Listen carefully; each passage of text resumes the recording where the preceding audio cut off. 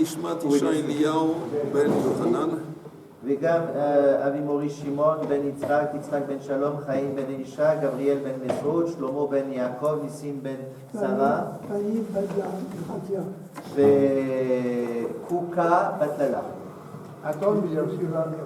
קוקה בת ללה. Et à des fois chez les Maravs pour Florence, Florence Betty, Maxime.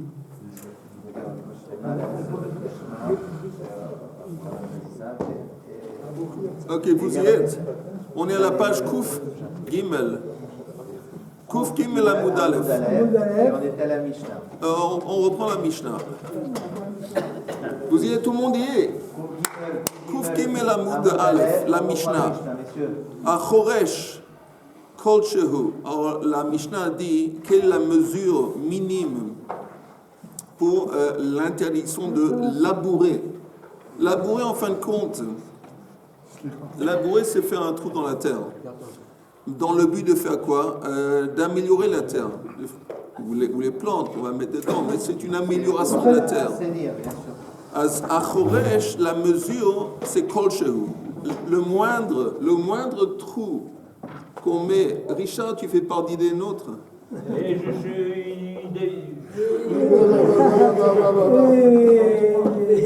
Et voilà. Il t'a grillé là, il t'a grillé. On l'a tué. Kouf Gimel Amoud Aleph.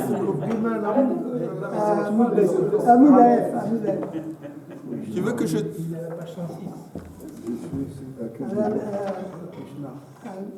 Non, il sait lire l'hébreu, il sait lire l'hébreu. Il sait lire l'hébreu. Tout le monde se met. C'est fou, ça me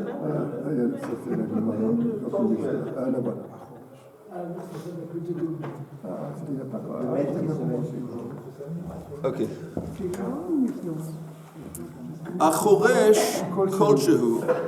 Amenakesh. Mekarcem va mezared Kol Shehu. On avait dit Menakesh, c'est quelqu'un qui enlève les mauvaises plantes, les mauvaises herbes, pardon. Mekarcem, c'est couper des branches de l'arbre qui sont sèches. Mezared, c'est couper des branches qui ne sont pas secs. Kol Shehu, encore une fois, tous ces actes, à partir de quelle mesure est-ce qu'on transgresse? Kol Shehu, le moindre acte. Kol Shehu chayav. Hamelaket eitzim, im letaken kol shehen. Quelqu'un qui détache du bois, que ce soit d'un arbre, que ce soit du bois qui est attaché à la terre, quelqu'un qui fait ça, Melaket eitzim, dans quel but? Im letaken, si c'était pour rectifier l'arbre, rectifier le sol, alors là c'est kol shehen. Le moindre acte de l'elaket eitzim, il est déjà chayav. Tandis que im leheisek, si le bois qu'il veut, c'est pas pour rectifier que ce soit le sol ou que ce soit l'arbre, c'est pour cuisiner, c'est pour chauffer. Im leheisek kedei levashel beitza kala. On a besoin d'une quantité de bois suffisante pour permettre à chauffer, à cuisiner un œuf qui a pas, il n'y a pas d'œufs différents, mais des œufs qui se... Voilà. Okay. Un œuf qui se cuisine très très vite, qui se chauffe facilement. Là, on parle des jours des fêtes, pas de Shabbat. Non, on parle de Shabbat. On parle de Shabbat, mais on parle le Shabbat. Quelle est la quantité de bois pour... Quelle est la quantité de bois qui est importante? Si tu détaches du bois dans le but de chauffer, alors ça c'est le critère. On parle d'une transgression du Shabbat. C'est pas bien. Im les sek les taken encore une fois, im la sek de levashel beitza kala hamelaket asavim. Quelqu'un qui déracine des plantes ou des herbes. Im letaken, si, encore une fois, le but c'est d'améliorer le sol, rendre le sol plat, alors kol shehu, le moindre acte, tandis que im le bema, si il veut utiliser ces plantes qu'il a déracinées pour donner à manger aux animaux, alors là la mesure devient kimlo pi agdi. la quantité d'herbe normalement que tu mets dans la bouche d'un chevreau. C'est pas très grand. Et il a raison, Chaim, parce que même ces actes qui s'ils ne dépassent pas une certaine quantité, ça fait pas fait pas sujet d'un ratat, c'est des actes interdits Shabbat. Comme de ramasser du Oui, tout bois ça, c'est des actes. On parle d'actes interdits le Shabbat. Oui, Mais on parle de quatre. Ils disent à partir d'une certaine quantité, Oui. c'est une quantité pour, Ah non. c'est pour Non, quand on parle d'un. faut pas que ça dépasse une quantité. Mais déjà, même en dessous, c'est interdit. C'est interdit, mais c'est pas tout. Une petite quantité, même une petite quantité de bois quand tu fais le péché. Oui, mais quand nous on dit normalement, tu as raison, quand on dit interdit, il y a une différence entre interdit et chayav. Chayav, ici on parle de, par exemple, chayav khatat. S'il a fait un de ces actes dans un état d'oubli ou d'ignorance, alors il doit apporter un khatat. Maintenant, cette obligation d'apporter un khatat, c'est seulement à partir d'une mesure minime, un shiur. Ah, parce qu'il le fait par une. Oui, ou n'importe quelle punition que la Torah donne, il y a toujours une quantité, une minime, un shiur. Mais l'interdit, c'est vrai, l'interdit, il reste. Mais de toute façon, quand c'est écrit dans les Mishnah, Kol Shehu, ça veut dire quoi? Le moindre truc. Alors, il n'y a pas moins que le moindre truc. Le moindre acte de telle et telle chose. Parce que comme il le fait par inadvertance, c'est pour ça qu'on parle après d'une quantité. Oui, mais ici, encore une fois, le moment que tu parles de Kol Shehu, il n'y a pas de quantité. Kol Shehu, c'est-à-dire qu'il n'y a pas de quantité. Le moindre chose, c'est déjà c'est une interdiction. Alors moi aussi j'ai une question Oui. sur le Kol Shehu. Ça commence par Ahoresh Kol Shehu. Ken.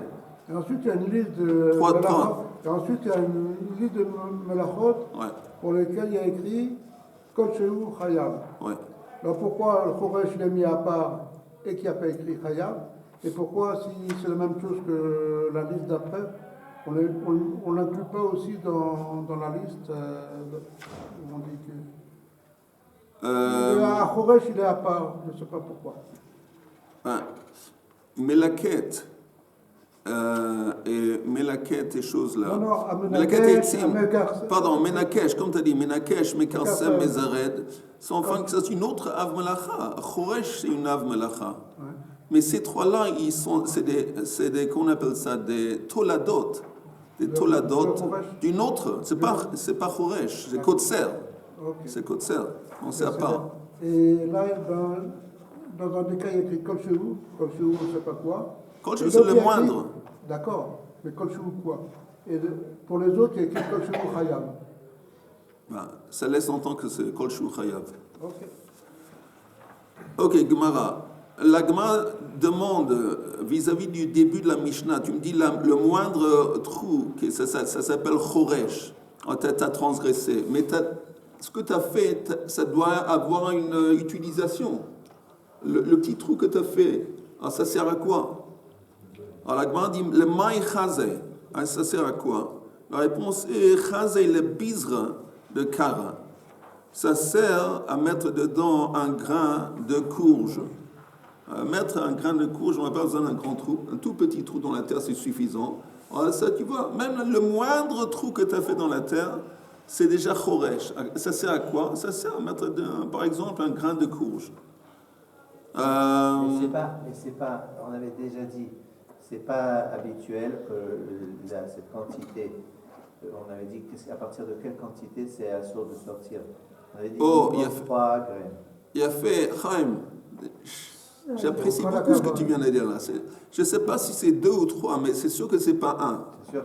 Alors, tu as raison, parce que personne ne va faire l'effort de déplacer des grains de la maison jusqu'à l'extérieur quand c'est seulement 1. Il ne va pas déplacer un grain. Donc, il va déplacer, disons, seulement 3 grains. À partir de 3 grains, oui, il va déplacer. Ça, c'est un show dans le contexte de Hotsa'a. Ouais. Mais ici, on ne parle pas de Hotsa'a, on parle de Choresh. C'est différent. Dans le contexte de Choresh, Tafka, oui, il suffit d'un grain. Tu as fait un trou dans lequel tu peux mettre un grain. Alors, c'est déjà, dans le contexte de Choresh, une transgression. La fin de la Mishnah, je rebondis sur ce qu'a dit Chaim, parce que dans la fin de la Mishnah, on retrouve des mesures qu'on avait vues dans le contexte de l'histoire du... dans le conseil Hotsa'a. C'est la même mesure. Mais bon. Le maï khazé khazé le Quel est le bizadek. sens finalement du grain ou de la quantité de nourriture à mettre dans la gueule d'un animal? Dans la gueule. Il y a un sens calculé. C'est la gueule, dit la bouche. Non, il y a que- Utilise un langage un peu plus raffiné. Non, la mais nourriture. on l'appelle la gueule. La graine il y a la nourriture à donner dans la gueule d'un animal. Mais en quoi? Quel est le sens de ça? Le sens, c'est que J'arrive tu. pas à comprendre. Le sens que.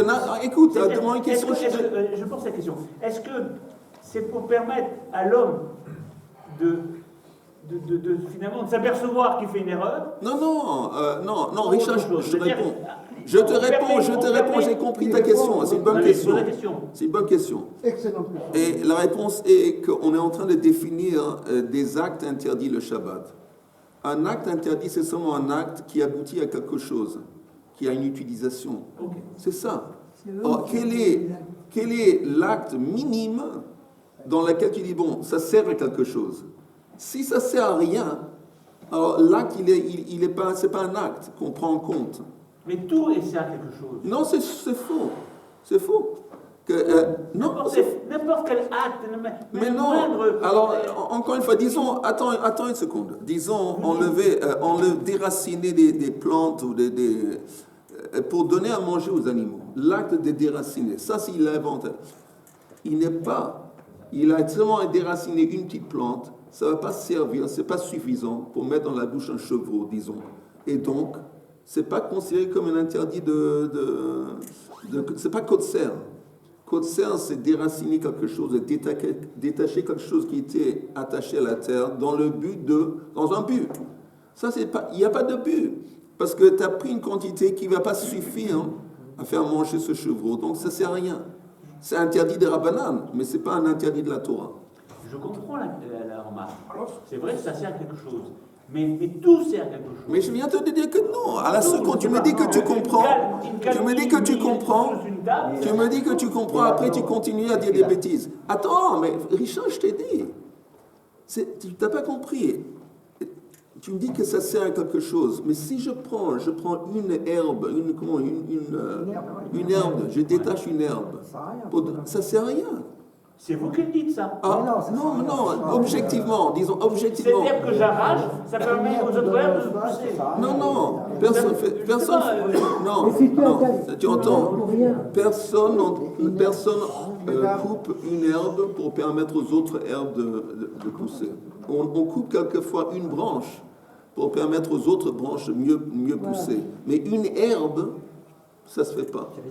Alors, si tu prends une herbe aussi pour donner à manger à un animal, aussi, c'est pas la nourriture. Avec une herbe, c'est rien. Alors, je donne un exemple de quelque chose qui est tellement minime que ça ne sert à rien. Dans le cas où ça ne sert à rien, où il n'y a pas d'utilisation, l'acte en question, il n'est pas interdit de midoraita. C'est interdit, mais pas tout. À une remarque du rabbin Citruc. Vas-y. Qui disait une feuille qui est tombée d'un arbre à des milliers de kilomètres de l'endroit où tu es a une influence sur toi. Mais alors là, tu dérapes. Tu entends, Richard, tu rentres dans le monde de la Kabbale ou le monde de la poésie, du mysticisme. Rien à voir avec ce qu'on est en train de parler, absolument strictement rien à voir. C'est beau. C'est très beau, on est tous très émus. Mais ça n'a rien à voir. Non, mais il y a une chanson de Marat. יש משהו שצריך להגיד, בגמרא מקפידים לדבר על שיעורים. מאיזה שיעור אתה חייב קורבן חטאת. Quand on parle d'interdit, chaque fois qu'on parle d'interdit, forcément l'interdit, ça se mesure. À partir de cette mesure-là, ça y est, tu es obligé de donner un corban khatat. Si c'est moins, peut-être que ça sert à faire quelque chose, mais non, la question n'est pas que ça sert. À partir, on dit que ça sert que si ça remplit la bouche d'un... On n'a pas beaucoup avancé, hein. Jusqu'ici on a fait 3 mots de Gemara, mais ça fait rien. Qui sait, mais... Ok. Autour d'un arbre. Au Maroc? Oh, vas-y. Autour d'un arbre, il y a des mauvaises herbes. Oui. Bon, si on enlève plusieurs. Oui, tu as fait un interdit. Ça s'appelle les taken. C'est un interdit. Oui. Oui, mais c'est un acte. Ça sert pour quelque chose. Oui. Ça sert pour que l'autre puisse... Oui, absolument. Mais une herbe, on dit. Oui, mais s'il y en a plusieurs. Non, non, Yehuda. Alors, la Mishnah nous dit, si tu enlèves même une, c'est déjà un interdit. Parce que quand le but c'est l'étaken, améliorer la terre, améliorer la chose, alors même le moindre acte, il est déjà interdit. Okay. Avec votre aimable autorisation, on va essayer de... Alors, la Gemara dit, encore une fois, je répète, le maïchaz et le bizre de kara, ça suffit, un tout petit trou, ça suffit pour mettre un grain dedans, un grain de courge. Dit Chevata, que dans le cas analogue, dans le contexte du Mishkan, parce qu'on doit toujours se relier au Mishkan, Gabei Mishkan, Sheken Raoui, le Kelach Echad Shel Samanin. On avait dit que les gens qui teintaient les rideaux qu'on mettait, on étalait sur le Mishkan, cette peinture, ça, on extrait ça de plantes qu'on chauffait, cuisinait, et alors, tu prends une tige d'une plante, aussi, c'est suffisant de la mettre dans un petit trou de rien du tout dans la terre. Alors, le kelach, c'est une tige, kelach echad shel samanin, des plantes qu'on utilisait pour la peinture, la teinture. Ok, on avait dit à Menakesh, va Mekarsem, va Mezared. Menakesh, enlever des mauvaises herbes, et les autres, c'est couper des branches. Tanura Banan. Hatolesh ulshin, va Mezared zeradim. Quelqu'un qui détache des ulshin. Ulshin, c'est des endives. Il déracine, il enlève, il cueille, je ne sais pas quoi, des endives. Ou des zradim. Zradim, encore une fois, c'est des espèces... comme peut-être c'est des cœurs de palmier. C'est des endives. Olshin. Mezaret zradim, c'est des branches qu'on peut manger quand ils ne sont pas trop secs. Alors ça dépend. Quand il a fait ça, im le achila, si le but c'était de les manger, alors là, tu deviens fautif, tu as transgressé seulement après une quantité que grogeret. Grogeret, c'est une figue sèche. Une figue sèche. Au Kim, c'est des endives. Hein? Au Kim, c'est des endives. Ok. Et Zeradim, vas-y, Zradim, c'est des branches qui ne sont pas secs. Des branches, un arbre, mais quelquefois, il y a des branches que quand elles sont très mous, au début, on pourrait les manger. Im la behema, si le but c'est de donner ça à manger aux animaux, alors là, la mesure, le chiou, il change. Kimlo pi hagdi. Alors, on revient à la quantité de la bouche d'un chevreau. Im le hesek, si le but c'était de prendre ces éléments et pour chauffer, alors, encore une fois, il y a un critère différent que des levachel beitza kala. Im le yapot est à karka, et si c'était dans le but de nettoyer le sol, kol shehen, encore une fois, alors là, le moindre truc qu'il a déchiré, qui est détaché de la terre, il est fautif. Alors la Gemara demande, tu me dis, il y a plusieurs possibilités. Si ça s'est détaché de la terre tout seul. Non, pas tout seul. J'ai pas de problème de l'utiliser pour nettoyer, pour balayer. Non, le Shabbat. Oui. Ben, tu as un problème de moukse d'abord. Si je suis sûr. Moukse, si tu... Non, c'est moukse. Seulement dans le cas où tu avais en tête de l'utiliser la veille de Shabbat, tu avais comme désigné, je vais utiliser ça, sinon c'est un problème. Alors la Gemara dit, tu me dis que dans le cas où il veut nettoyer la terre, alors il y a un problème, c'est kolchen. Mais la Gemara demande, attends, mais les autres cas de figure, où tu voulais manger toi, où tu voulais donner à manger aux animaux, tu voulais le mettre dans le four, mais automatiquement, quand tu enlèves la plante, tu es en train de nettoyer le sol. Alors, nettoyer le sol, ce n'est pas un truc à part. Apparemment, c'est un élément intrinsèque des autres. Vous avez compris? Alors, la Gemara demande, Atu kuluhu, lo le yapot et akarka ninu. Les autres trois cas de figure, c'est aussi, ils ont dans eux aussi cet élément de nettoyer le sol. C'est l'intention. Oh. Rabba et Rabbi Yosef, de Amr et Tanvay, alors tous les deux répondent. D'abord, dans quel scénario on se trouve? Be'agam, Shanu. On a enseigné ça dans le contexte d'un lac, un marécage ou un lac. Ça veut dire quoi un lac? Qu'autour de lac, on n'est pas intéressé à nettoyer le sol. Si c'était notre champ, alors là, c'est important que le sol il va être lisse, il va être propre, sans herbe et tout ça. Si c'était notre khatser, notre cour, la même chose. Mais dans la campagne, près d'un lac, on s'en fout. Donc on est là-bas. Les 3 actes qu'on a dit au début, c'est des actes qui se sont déroulés près d'un agam. Donc il n'y a pas cet élément de l'eyapot et akarka. Abaya il dit, afilu teima basade, même si c'est pas près d'un lac, était dans un champ, même là, de lave, afilu teima basade de lavagam, vekegon de lo kamechaven. Et simplement, il n'a pas eu l'intention. Quand lui, il déracine ses plantes, c'est uniquement dans le but de les manger, de donner à manger à ses animaux, de mettre pour chauffer avec, aucune volonté ou intention de nettoyer la terre. Alors il y a un problème avec ça.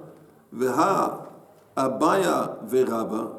Et pourtant, Abaya Veraba eux-mêmes, ils ont dit, de Amri Talvayu, ils ont dit ensemble, Modé Rabbi Shimon, Bepsik Reishei Velo Yamut. Que Rabbi Shimon, tu entends René, Rabbi Shimon il est d'accord avec le principe de Psik Reisha. Ça veut dire, Rabbi Shimon, qu'est-ce qu'il dit? Il dit que Davar Shelo Mitkaven Mutar. C'est quoi Davar Shelo Mitkaven?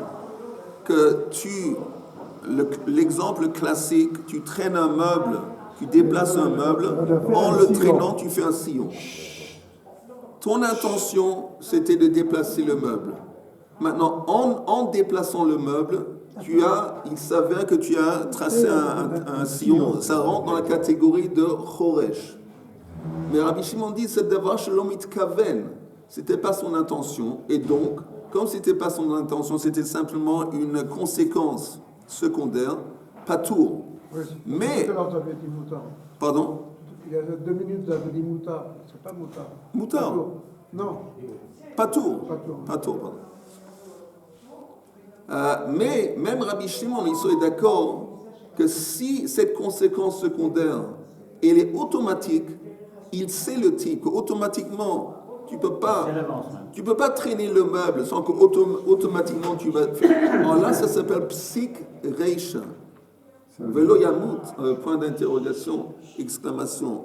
On avait dit, on a expliqué ça beaucoup de fois. Ça veut dire quoi, Psik Reisha? Que par exemple, un père de famille, à la belle époque où il n'y avait pas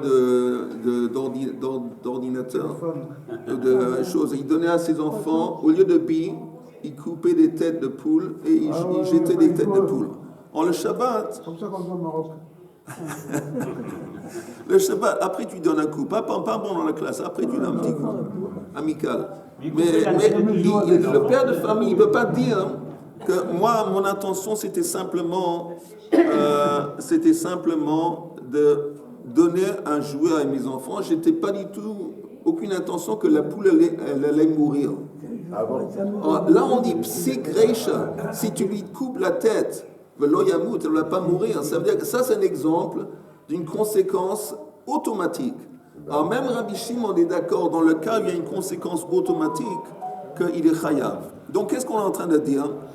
Que toi, tu dis à Baya que le type, il est dans un champ, il enlève, il déracine ces herbes pour d'autres raisons, manger et mettre pour chauffer.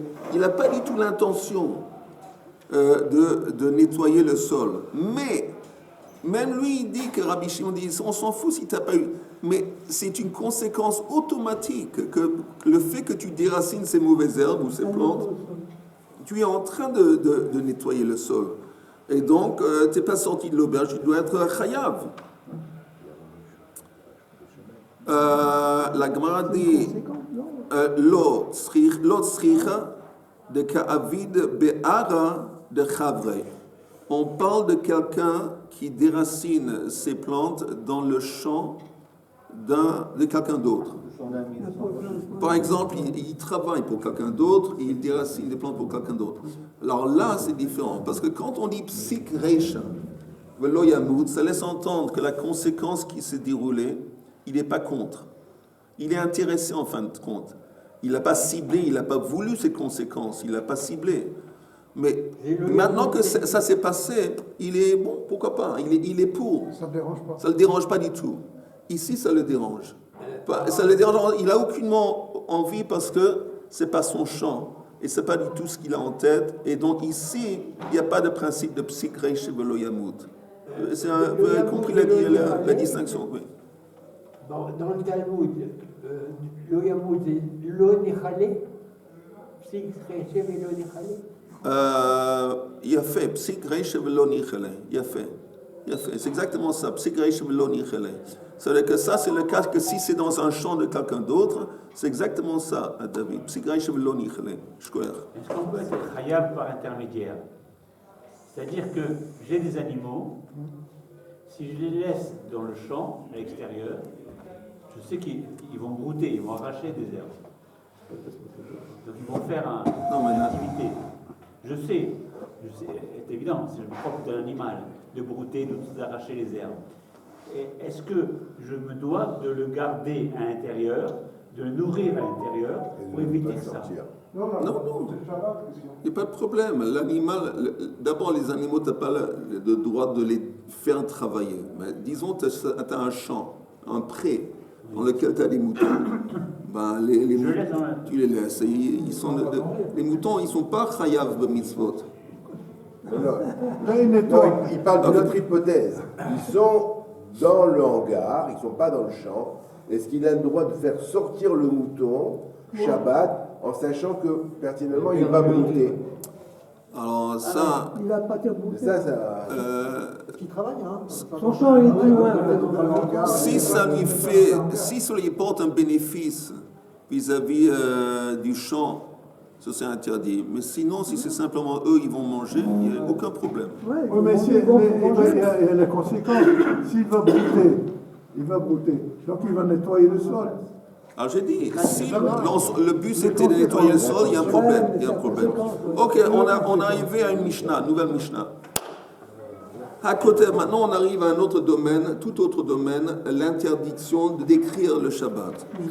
Alors c'est écrit, Hakotev Shtei Otiyot, quelqu'un qui écrit 2 lettres, Ben Biyemino, Ben Bismolo, que ce soit qu'il a écrit avec la main droite ou la main gauche, Ben Mishem Echad, Ben Mishtei Shemot. C'est quoi Shem Echad? La même lettre. Même s'il a écrit la même lettre à 2 reprises, ou s'il a écrit 2 lettres. Aleph et Bet, ou s'il a écrit Aleph et Aleph. Ben Mishtei Samaniot, c'est pas important si une lettre il a écrit avec de l'encre et l'autre il a écrit avec une peinture. C'est pas important le matériel avec lequel il a écrit. Non plus le langage. Bechol Lachon. Si la première lettre il a écrit en anglais, deuxième lettre en chinois, ça ne change rien. Dans tous ces cas, il est également chayav. Amar. Et si c'est une lettre? Non, une lettre non. Amar Rabbi Yossé, lo chivu shtei otiot, ella mishum roshem. Alors lui il dit un truc révolutionnaire, Rabbi Yossé. Il dit non, en fin de compte, l'interdiction d'écrire, c'est pas lié à des lettres. Ça ne doit pas être des lettres. Ça peut être aussi simplement des signes, roshem. Donc, si le type il écrit, oui, comme tu dis, un rectangle, un rond, un cercle, même un truc comme ça. Pourquoi il dit ça, Rabbi Yossé Mishum Roshem, Shekach Kotvin al Karshei HaMishkan, parce que c'est comme ça qu'il faisait dans le Mishkan, il mettait des signes sur chaque planche pour identifier la planche et savoir à côté de quelle planche elle était censée être construite. Et ce n'était pas nécessairement des lettres, on se contentait de signes. Leida Eizo Ben Zugo. Amar Rabbi Yehuda Matsinu Shem Katan Mishem Gadol. Rabbi Yehuda il dit, il y a des fois que dans un nom, le nom qui est complet, Dans un nom complet, on retrouve un nom qui est plus petit. Mais même le nom petit, c'est un nom lui-même. Diminutif. Voilà, on va voir. Ben, le mot Ben. On va voir justement. Shmuel, Ben. Shmuel, on trouve Shem, par exemple. Exactement. Alors, comme la Mishnah prend des exemples, Shem, mais Shimon. Les deux premières lettres de Shimon, c'est Shin Vemem.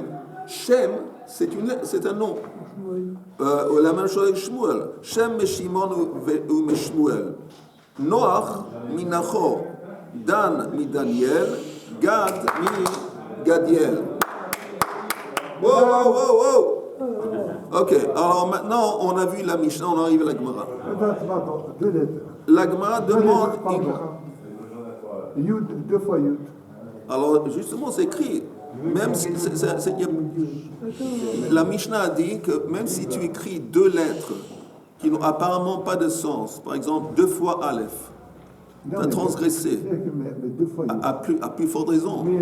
À plus forte raison, parce qu'il y a des fois que Yud Yud, c'est une abréviation pour Hashem Hashem. En attendant, on a encore 2 ou 3 minutes. La Gemara dit Bishlama Ayamin Lechayev. Je comprends, la Mishnah a dit que si tu écris, c'est pas important si tu écris à la main droite ou la main gauche, tu es également fautif. Mais la Gemara dit je comprends pas. La main droite, je comprends Lechayev, mais je me dis derech ktiva bekar. La façon normale d'écrire, c'est avec la main droite. Mais nous, on sait que si tu fais un acte de Shabbat d'une façon qui n'est pas normale, tu n'es pas un shinui, tu n'es pas chayav. Alors pourquoi la Mishnah dit que quand tu écris, même si tu le fais à la main gauche, tu es chayav? C'est pas normal. Okay? Mais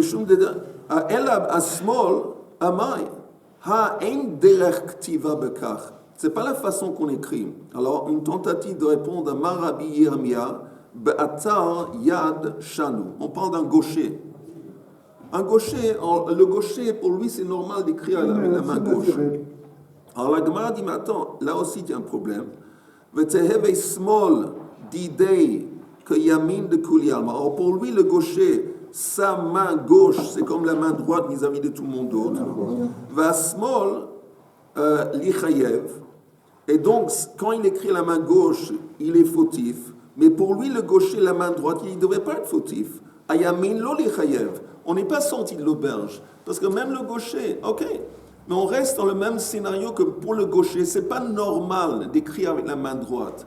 Donc on ne comprend pas la Mishnah qui dit que quand tu écris, tu peux écrire également avec la main droite ou la main gauche, quand nous on sait que normalement on est seulement fautif si on fait l'acte d'une façon normale. Dans une minute on finit. El Amar Abaya, Besholet Bishtei Yadav. On parle d'un cas où quelqu'un... Hein? Ambidextre. Ambidextre. De quelqu'un qui arrive à écrire aussi facilement avec sa main droite et à sa main gauche. Mais attends une seconde, Rav Yaakov, Berei de Bat Yaakov Amar, et il y a une autre explication. Il dit, tu sais de qui on parle? On va selon la façon de comprendre de Rabbi Yossei dans la Mishnah.